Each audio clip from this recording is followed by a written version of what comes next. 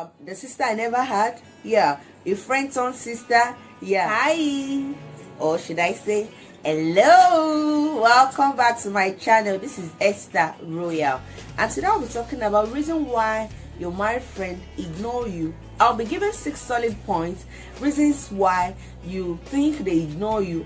You know, it is so disheartening, and it's not something that makes you happy whenever you remember those your friendship time where you guys tarry together, you pray together, you fast together, you know, you have fun together when you go for camping and all that.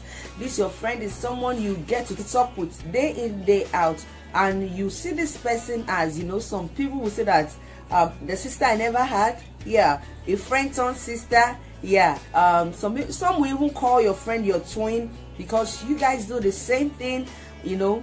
The brother I never had. All of these are something that would be so hurting that when immediately this person got married, the person just forgets about this our friendship, what we have really put into this friendship, how we've gone far in our relationship. Let's get up into the talk. The number one thing I will get you to understand is that soulmates are different from friends.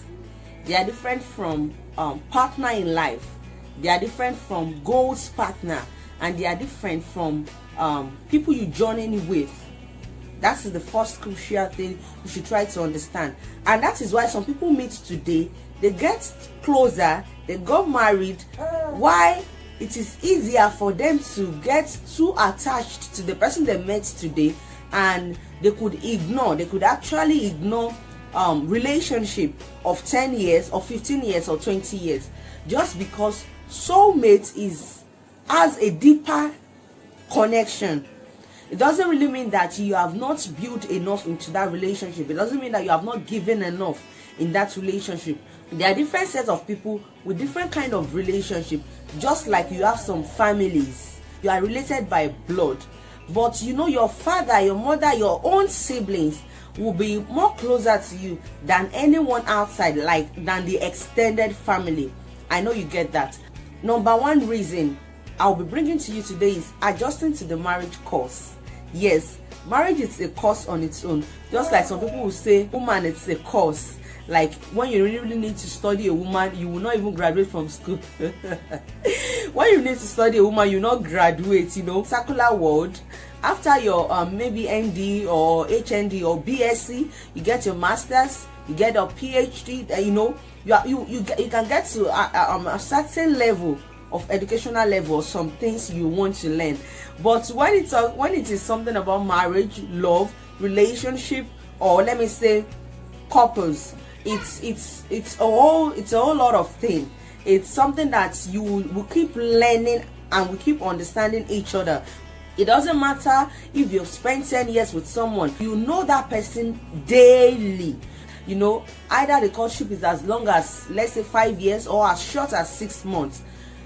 Courtship is just a playground, or let me say a rehearsal ground where two people meet each other. Is a meeting ground, a rehearsal ground, and a playing ground. Yes, I can call it a playing ground because anything the lady or the guy does, it's so peaceful with you. You know, they get to like everything the other person is doing. They like, even when the other partner farts, they will even laugh at it, and even like, okay, let me see your own. They can even start counting scores. But when it gets to marriage, it can be something irritating. Or let me say, on a good day, the guy or the lady would not like someone farting or belching out loud. But in courtship, you know, all these things are kind of acceptable just because there's someone you are longing for currently. And it also depends on the stage of love you are presently. You can also check my video on stages of love. I will drop it right here.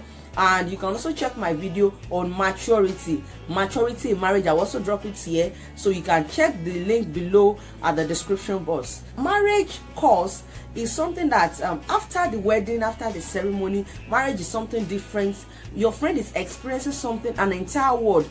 It's like a new child being birthed into the world. You know, the child will begin to adjust to bathing, will begin to adjust to rubbing powder, rubbing cream. You know, you are disturbing the child. Try to bath the child in the morning, bath the child in the afternoon, bath the child in the night.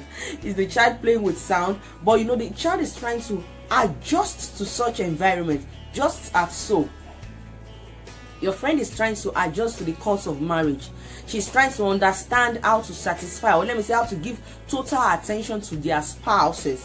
And that will actually drain them of their time, of their attention, of their mental thinking, of their insights on how to actually give total of themselves to their spouse. Marriage is something different entirely, and is not what I can finish on this talk. So let me quickly drive to the second point, why you think or why your friend ignores you when he or she is married. The next point I'll be driving out today is pregnancy. Pregnancy is also a different stage entirely. No matter how you do your messes, you are thinking, okay, this is how my pregnancy will do me because of my mood swing during my messes, because I do this during messes, because that. So when I get pregnant, this is only what I will do. Just like it is hard for some people during their menstrual flow, they get heartburn, they got constipated, they have their diarrhea. Some have mood swing, some can't eat, just like they are pregnant. But let me shock you, pregnancy is a new word entirely. Maybe that your friend is battling with stages of pregnancy currently, or maybe she's battling with she is unable to get pregnant to achieve conception, and she has been trying, or he or she has been trying. Or maybe that your friend is pregnant and she's in her first trimester, she doesn't even understand her own system. You know, there are some stages in pregnancy that somebody will be talking to you, you'll be looking at the person like this, be talking to you, be looking at the person like, do you really hear me? You'll be looking, just because you don't feel like talking. Is that when that, if you talk, you'll be feeling like if you talk you vomit, or if you talk something strange might happen in your system. The lady herself don't even understand that system. Likewise the guy, he's trying to understand his wife at this stage. The wife is pregnant, he might be confused. Somebody that doesn't shout or nag before, then she begins to nag or shout, she begins to feel moody. He's trying to actually adapt to that kind of condition and that stage. I cannot finish this in this video. It's a very long, wide topic when we talk about pregnancy and marriage. This might also be one reason why you think she has ignored you, because no one will be having all this thinking in their brain and try to remember everything. Early marriage crisis. Early marriage crisis can be funny. That is why some people have issues with their marriage, that they end their marriage in 1 month, some even 2 days, some 3 years, 5 years. It is not something that we should be happy about. That some people found themselves, get engaged with themselves and marry themselves, and at the long run couldn't cope. Early marriage crisis is real. During courtship is a meeting ground.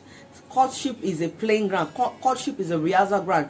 Everything she does, everything he does blends well with you. But in marriage, the guy begins to make her understand that I don't like dry noodles, I prefer it watery. Then the lady will be like, I don't like eating cold food, I like it hot.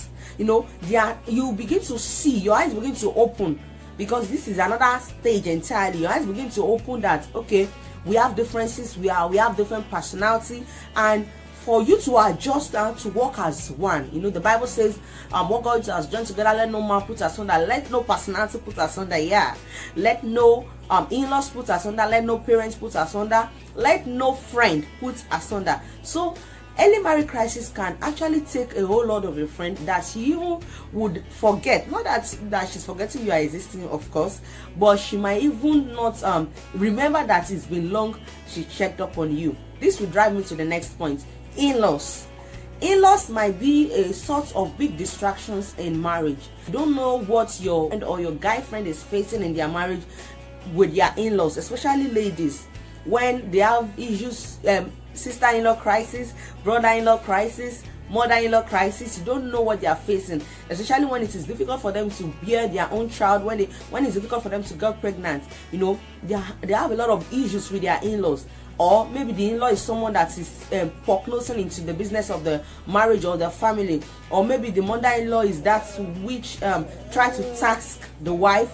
All sort of things might happen, and you don't really know what is happening to your girlfriend over there or your boyfriend over there. You really need to get talking with them. Not necessarily needing to wait that they should call you. You can also put a call through to them. You can also text them. You can also schedule a time and meet up with them. But these are some of the things they are facing, the challenges they are facing, the changes they are facing, that is making them forget that, or not remembering that they have one friend out there. The last point I'll be talking on today is diverse coping mechanism, or let me say diverse ways of coping with each other. You know, every lady, or let me say everybody, like a guy or a lady, every year, especially when they arrive for marriage, every New Year resolution or revolution, they begin to add it to them. I want to get married to the dream guy. I want to meet my future partner. I want to get married. I want to do this. I want to do that. Every lady or every guy of marriageable age, they are always listing this on their to-do list for the year.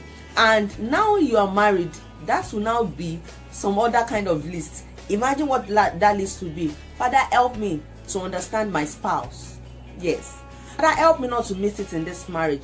Lord, help me to be a good wife. Help me to be a good husband. Help my husband to be faithful to me, because no one wants an infidel. Confusion or being confused. You know, a lady or a guy that is being secretive in marriage, they now need to learn how to say it all. You know, they begin to say it all, like you are confessing your sin to God. You know, when you want to confess your sin, you have to say it all. They have to now confess everything they do day in, day out to their spouse. It's a stage that is like you are relearning who you want to be, or you are relearning to be what you want to be. Just like the marriage vow says that I will be with you in good, in bad, though we don't want any bad, in wealth, in riches, in all that. You know, it's not just a mere word. It's something that takes time. This is why a lot of persons that have been praying, Lord, I want to marry, I want to marry. Immediately they get married, they enter into the marriage course, they are choked up. I'm choking, I need some hair. I need some air. Just because the responsibility is there, dedicated to someone forever, responsible for their health, for everything, for their feeding. You know, you might not even wake up to eat early, or you might not even take your breakfast, but you now need to prepare breakfast. Either you want to eat or not, you now prepare breakfast for your spouse. You know, all these are so tasking that might not even allow them to even remember. I'm not saying it is good to forget, but that might not help them to actually check up on you. And that is why you also need to really check up on them. Girlfriend, I know you've missed your girlfriend, you've missed your guy friend, you miss the way you talk, you miss the way you chat, you miss the girls out time. You know, now it is now couples out time. Yes, I know you miss those precious moments, those precious time of camping. They really do also. But because of these constraints, these tips are there. I mean, this is just like a drop in the ocean. There are numerous reasons why they just got drifting away from you, because what, they also need to cleave to their spouse. Just like the Bible says, the father and the mother and cleave to the wife. They are trying to cleave. Just allow it to come, allow them to cleave. You can also check up that this does not stop you from calling them, from texting them, from even hanging out. That your friend love you. Yes, I know you watching this right now. Remember, and I'm telling you that they love you. They remember those precious time. They cherish those precious time, and they cherish you still. If you are listening to this video and you are in that situation, I pray for you that your situation will be turned around very soon, and everyone will rejoice with you. And time is now. Your year is this year. You will be celebrated, and you will be getting married very soon. Pick up your phone now. Call that your friend, tell them you really miss them and you would want to hang out with them. Let them just create time. You know, you can have a nice time, hang out with them and have fun.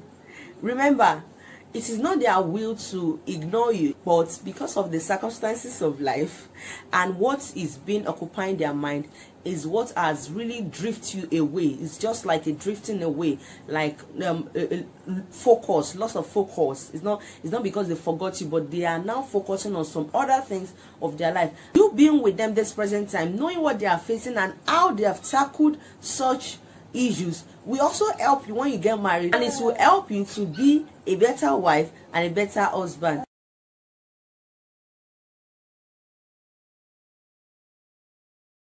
Don't forget to give it that thumbs up, share with family and friends, to tell someone about Esther Ria channel, then to subscribe to this channel and enjoy all the lovely tips that will be coming right to you. Thank you. Ciao, ciao.